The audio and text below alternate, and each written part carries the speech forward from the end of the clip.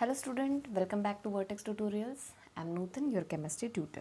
So today we are going to start this topic that is polymer chemistry. Okay, तो अभी in this era हम ऐसा बोल सकते हैं कि हम polymer की वजह से we are living our life. Okay, we are living in the world of polymer. मतलब कैसे we are using plastics, we are using everything means around us is a polymer. Okay. So polymer chemistry has emerged a separate branch of chemistry. Okay, तो यहाँ पे हम इसलिए इसका separate chapter जो है ये हमें स्टडी करना है पॉलीमर केमिस्ट्री. ओके, केमिस्ट्री में बहुत सारे ब्रांचेस हैं बट अभी हम जो स्पेसिफिकली बात करेंगे that is for the polymer chemistry. तो सबसे पहले देखते हैं ये पॉलीमर कहाँ से आया. So this word is a Greek word. Okay, so this polymer is a Greek word. Okay, तो ये पॉलीमर का मीनिंग क्या होता है. सो पॉली मीन्स, तो आपको पता है poly means many. Okay, so many and the mer is called as a part or a unit. Okay, so when many parts are combined. Okay, so many parts are repeating, we are repeating many parts to make a macromolecule, to make a giant molecule. मतलब बहुत सारे parts को, बहुत सारे units को हमें combine करना है. वहाँ पे बहुत सारे प्रोसेस है एक्चुअली, कंडेंसेशन, एडिशन, तो उसके बारे में भी हम लोग पढ़ेंगे. But for a rough idea what polymer is that we have to repeat a single unit. Single unit को जिसको बोला जाता है monomer. Okay, so we have to repeat that monomer, that is called as our polymer. Okay, so polymer is many units, many, and the mer is called as a part or a unit. So when this part or a unit which is called as a monomer, which is a single unit, when we repeat this unit, that is called as a polymer. Okay, और ये जो polymer होता है it's a giant molecule. Okay, जिसको हम macro molecule भी बोल सकते हैं. Okay, so this is a basic idea behind our polymer. Okay, आपको समझ में आया. तो ये जो मोनोमर होता है ये स्मॉल मॉलिक्यूल होता है, मतलब उसका जो वेट होता है ये बहुत कम होता है. But this polymer is a macro molecule, उसका वेट जो होता है वो ज़्यादा होता है. Okay, so when we are repeatingly using this monomer or a single unit that is called as a polymer. Okay, and it's a Greek word. So now we will define this. So what exactly the definition of polymer chemistry? So polymer are the complex. Okay, तो ये जो अब हमारा polymer होता है वो complex होता है. Then it's a giant. Okay, बड़ा होता है, that is a complex giant, a macromolecule. Okay, तो ये macromolecule होता है. It's not a micro, it's a macromolecule because the range of the molecular mass comes under a macro level. So that's why that is categorized as macromolecules, which is made from a repeating unit. अब कौन से repeating unit? Which is derived from the small molecules, जिसको हम बोलते हैं monomer. मतलब simple, in simple, very simple language, when you are repeating a monomer we will get a polymer. Okay, so that is a polymer are giant complex macromolecule which is made from repeating unit of monomers. That you can simply say a definition of a polymer. Then we have to interlink so many units of monomer, so we will get a polymer. Okay, next the range of this molecular mass. So this is very important, why we are calling this polymer as a macromolecule. Okay, because the range of molecular mass of this polymer that comes in the range of 10 raised to power 3 to 10 raised to power 7 nu. Okay, so that's why it is called as a macromolecule. तो इसका जो molecular mass का range होता है that is 10 raised to power 3 to 10 raised to power 6. जितना बड़ा होता है उसका मास, तो that's why it is called as a macromolecule.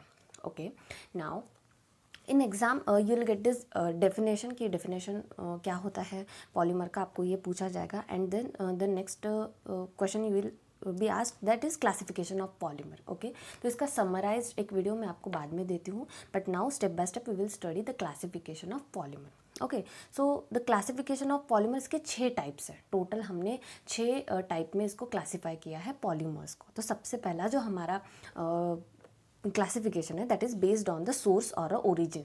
अब जो हमारा पॉलीमर है उसको हमने क्लासीफाई कैसे किया है, दैट बेस्ड ऑन सोर्स और ओरिजिन. मतलब सोर्स क्या है, कहाँ से स्टार्ट हुआ है ये पॉलीमर, कहाँ से आया है, उसका ओरिजिन क्या है, that is our first classification.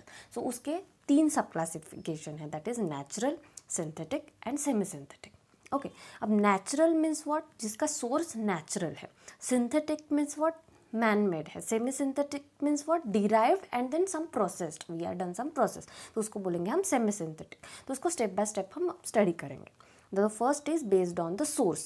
Source now will consider a natural source. अब नेचुरल सोर्स के भी हमारे पास दो टाइप है. कौन से? It is called as a plant polymer or it is called as a animal polymer. Okay, plant polymer means what? जो हमारे प्लांट से मिलेंगे हमको. ठीक है, so will get the source. Then what is the source? That is the source is a plant. So if you are getting the polymer from the plant, that is called as a plant polymer, that is a natural source. Okay, animal polymer मतलब source कौन सा होगा उसका?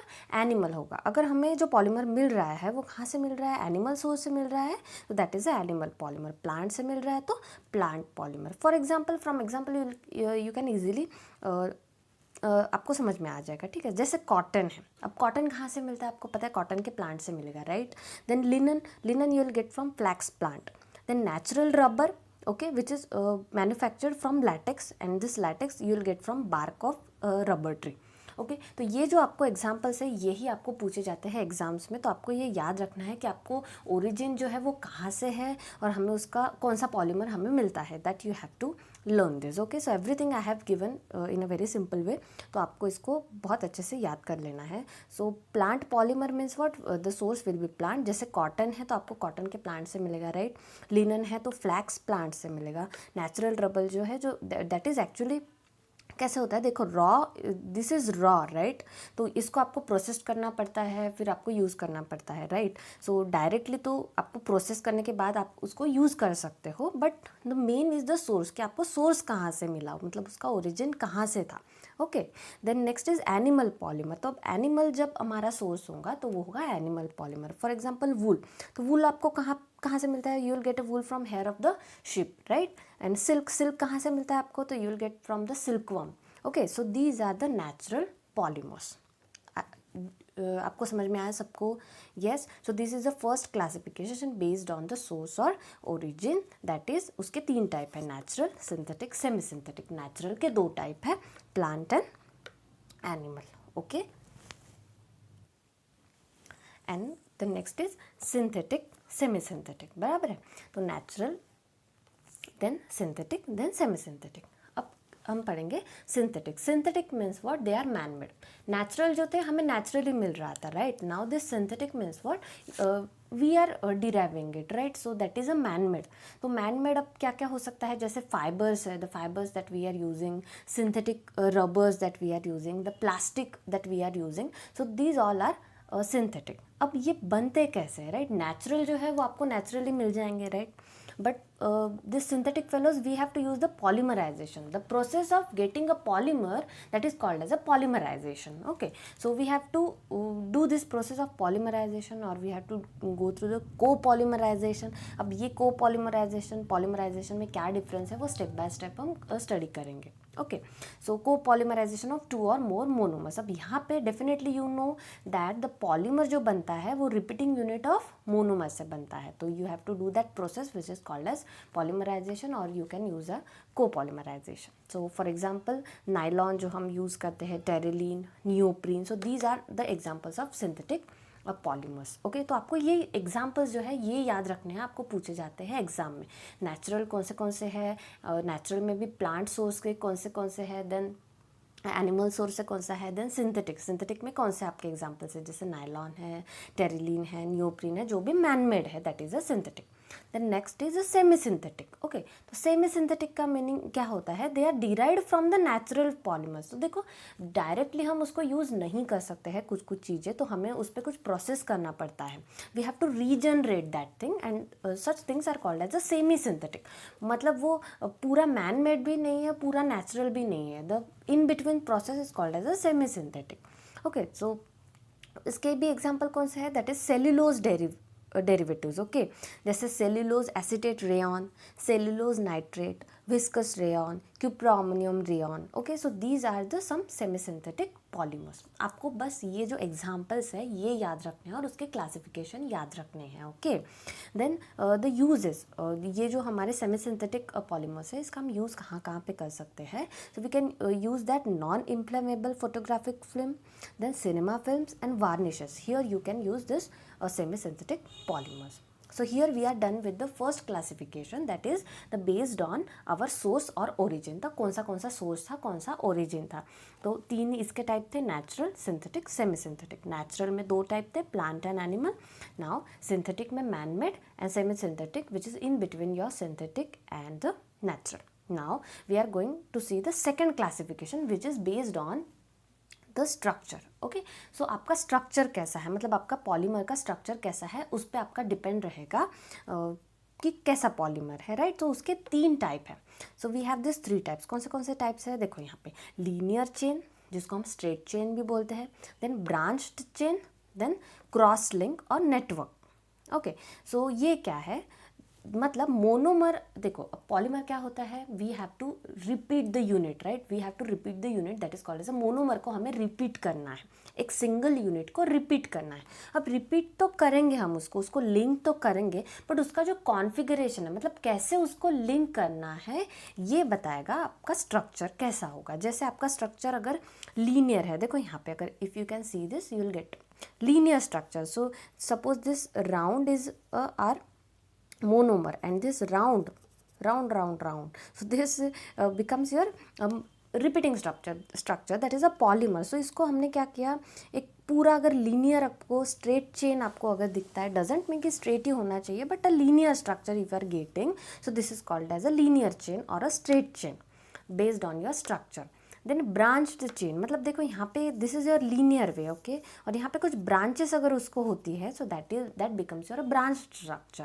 Then crossed link और network structure, इसको क्या बोलेंगे, देखो अगर कोई आपके लीनियर स्ट्रक्चर है और इसके बीच में ऐसे क्रॉस लिंक्स है, मतलब 2 linear structures you are joining by some links, that is a cross link. Okay, some branches. So this is you can मतलब लीनियर चेन के बीच में अगर ब्रांचेस आ रही है और जो दोनों को कंबाइन कर रही है, तो that you can call it as a crossed link network.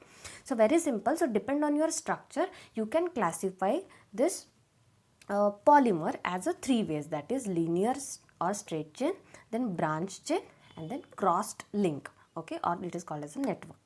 अब यहाँ पे जो लीनियर हमारा लीनियर चेन होता है स्ट्रक्चर, उसमें when monomer molecules are joined together in a linear arrangement, right, they are joint as a branched chain pattern and they are cross link produce between linear chain, मतलब linear chain के बीच में आपको cross linking मिलेगा, तो तब आपको मिलेगा ये नेटवर्क स्ट्रक्चर.